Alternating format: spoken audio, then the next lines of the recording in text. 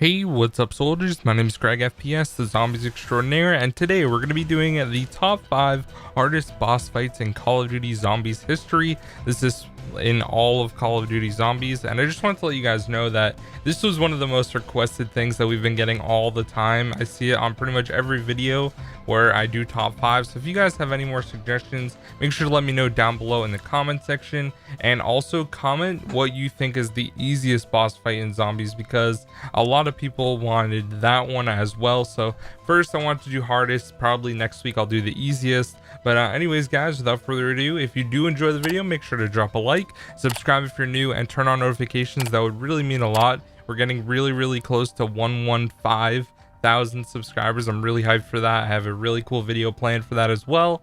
So anyways guys, thank you, and without further ado, let's get right into the top 5 hardest boss fights in Call of Duty Zombies history.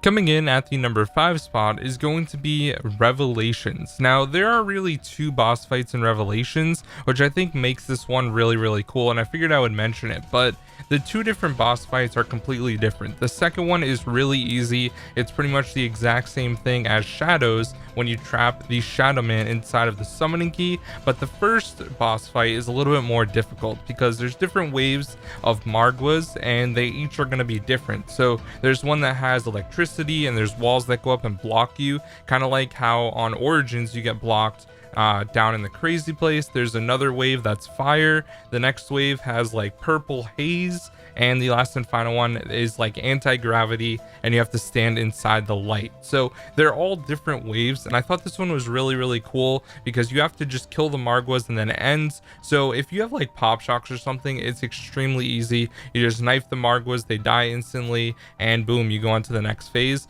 So this is definitely like one of the harder ones. Not only that, you have to do like Simon Says kind of, where you look at the chronorium, you get the 4 different symbols, and you have to enter them correctly. If you don't enter them correctly, you actually fail and have to get back into the boss fight, which can kind of be annoying because I remember failing it for the first time. I was pretty much in the lead of everyone doing the Easter egg at that point, and maybe I could have been first if I didn't mess that up. So definitely something really interesting. So Revelations comes in at the number 5 spot.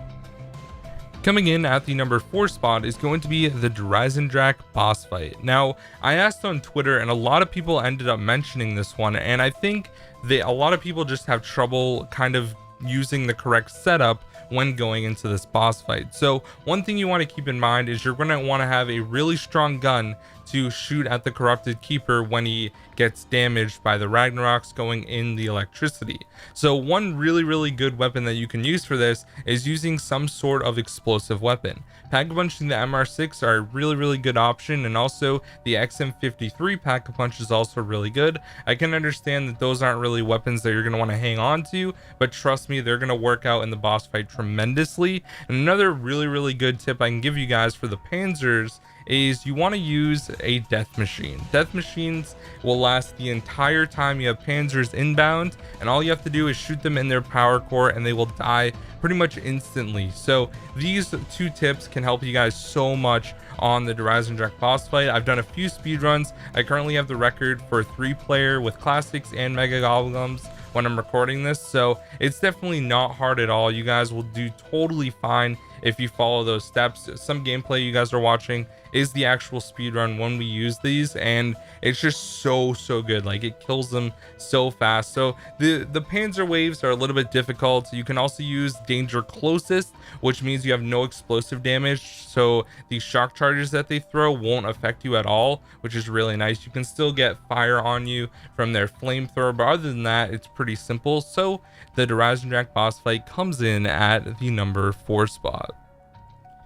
Coming in at the number 3 spot is going to be the GregFPS boss fight. Now, a lot of people recommended this one on Twitter when I asked what was the hardest boss fight, and I think a lot of people just have trouble with this one overall because GregFPS is not the easiest map in the world. It's probably one of the harder ones, especially in Black Ops 3. So this boss fight has 2 different things going on. First of all, you have to kill the dragon that Ultimus Nikolai is trying to kill. And once you do that, then you fight against Nikolai as well when he's in the tank and shooting those really cool harpoons and all that sort of thing. So Nikolai is really cool in this boss fight because, you know, he just wants to defend his hometown, his country, and that's really cool. I love that aspect of the actual boss fight. It can be a little bit challenging, but if you have the things that will make you just, you know, destroy him quickly, one thing I can definitely recommend is Idolize. He will just stand still and you can shoot his power cores like so fast. You can literally get him down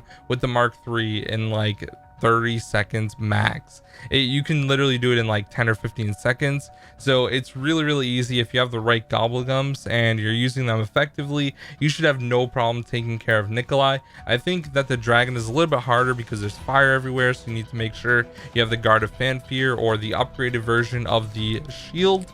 That's going to help you out a lot as well. So it's kind of one of those things with Black Ops 3. Like if you have the right gobblegums with you and you equip them, then you're going to be totally fine the entire time. So yeah, the Garage Crovey boss fight comes in at the number 3 spot.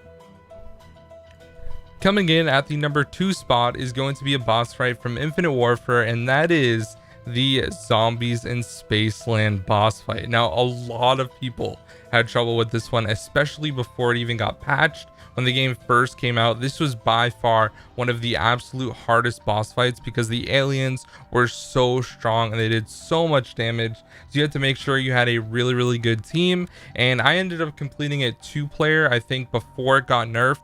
And then it got nerfed, so a lot more people started completing it. But at that time, I would say probably about 10 to 15 people or teams ended up beating it at that point. And it was just one of those things where you just had to keep going in it and play through the entire game, upgrade everything, get yourself ready for the boss fight, go into the boss fight, and then die, and just keep repeating that.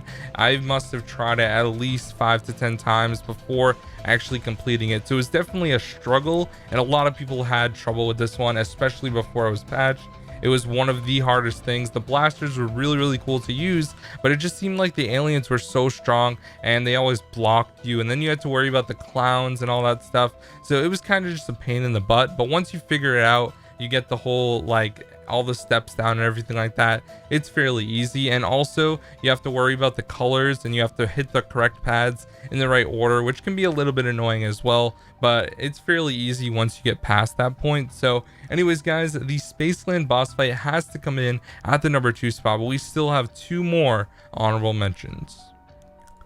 Coming in as the first honorable mention is going to be the Beast from Beyond boss fight. Now, I'm not talking about the super Easter egg boss fight. I'm just talking about the Beast from Beyond. Now, this one, once you get through killing all the cryptids and all that sort of thing, then you have to worry about the mammoths. And these 2 guys are complete bullet sponges. They take so long to kill, and this is probably one of the most annoying boss fights that I've ever had to do when it comes to zombies, because they just eat bullets for days and you literally run out of ammo. You just keep continuously spraying them down, and it takes so long to kill them. And I think that was probably like the biggest issue that I had, because it just took forever. They would not die, and I've probably completed about like 6 or 7 times at this point, at least. Actually probably like 20 because of the super Easter egg. But overall, it's one of those things that it's kind of just like, come on, like they should not have made it this difficult. I would have rather had like a different intricate step boss fight rather than just shooting bullet sponges for like 10 minutes. You know, I think it would have been a little bit better if they didn't have it just be straight bullet sponges the whole time and they just keep charging at you and things like that, and you have to worry about the cryptids and phantoms running up on you and hitting you at the same time. So overall, that was just really annoying, but a lot of people had trouble with it, so I definitely agree that that one should be an honorable mention. And the second honorable mention is actually going to be from the Darkest Shore in World War II zombies. Now, a lot of people have trouble with this boss fight in general, and I can totally understand. The Moochlers or Mechlers, I don't really know how to say them still, Those guys with the crazy long arms that come and hit you and stuff like that, they make the boss fight a pain in the butt, especially because of the fog. I think that overall the boss fight is really cool going from area to area, but the thing about World War II is you don't have Jug, you only have shields, and you lose those shields so quickly, so you can really only get a shield if you go to the other location, which is the third location. So when you're there, you feel a lot more safe because you can buy shields and things like that in between, which I like about the boss fight. But overall, I think it's just a little bit too difficult in general. The Muchlers or Mechlers, they're so annoying, and they just come up and hit you, and you literally get one slapped by one of them and you lose a shield. It's ridiculous. So I think that they definitely had a very high skill gap when it came to the boss fight, because I died the first time, I didn't even make it off the beach, but the second time I was able to make it all the way through, and I just had a blast actually doing it. And once you finally beat it, you feel so accomplished, because it actually does take some skill to actually beat the boss fight. So I like that one. It definitely had to be an honorable mention on this list. It's one of the harder boss fights that we have seen in zombies. So yeah, let's get into the number 1 spot. And coming in at the number 1 spot absolutely has to be the Mephistopheles Super Easter Egg boss fight in Infinite Warfare Zombies. This one was probably one of the most difficult that I have ever played in zombies. It has to be, because this one took so much time. I think I ended up grinding just going for this Super Easter Egg boss fight completion for about 3 days straight. I played like 17 hours a day. It was completely unhealthy, but I really wanted to get this done. We ended up being the 3rd team to actually complete the Super Easter Egg boss fight, which was really cool. I was really stoked about that, and we didn't have to use any glitches or exploits that some people did that completed it first, where basically you could get hit like 15 times and you still wouldn't go down, whereas normally you would go down after like 5 hits. So we ended up completing it. But the thing that makes this boss fight so difficult is Mephistopheles is always coming at you with different attacks, so you need to really work as a team and call out which attacks are which when they're happening. And then you also have to worry about thrashers, the mammoths, the kung fu zombies, the cryptids throughout the entire boss fight. So it makes it one of the most challenging things, and I think that completing it for the first time was probably one of the most enjoyable experiences that I had with zombies. Now, I actually got invited to Infinity Ward for the DLC 4 event, and it was really interesting because Lee Ross was saying that all the testers that he had, only one team was able to complete it, and that was after playing for weeks. So it was really cool how the community kind of got together, thought of some strategies that we could use to actually beat the boss fight, and then we all helped each other out by completing it, by giving each other different tactics that we used to be successful in the boss fight. So it was really a community effort, and it was a lot of fun. So anyways guys, that is going to be the top 5 hardest boss fights in Call of Duty Zombies history. Now I know there are some other ones. I think Zetsubo is really easy. Even Advanced Warfare against Oz is fairly easy, so I didn't think they were hard enough to be on this list. And when taking a look at this list, I kind of wanted to make it based off of the first time doing the actual boss fight, because you know, once you play them so many times, they become really easy.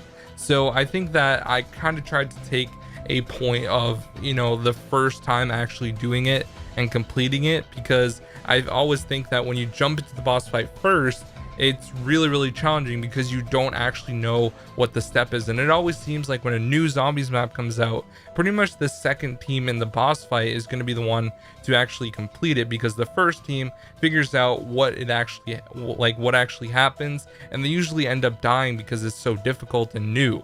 So anyways guys, thank you for watching, have an amazing day, and I'll see you guys in my next video. Peace out.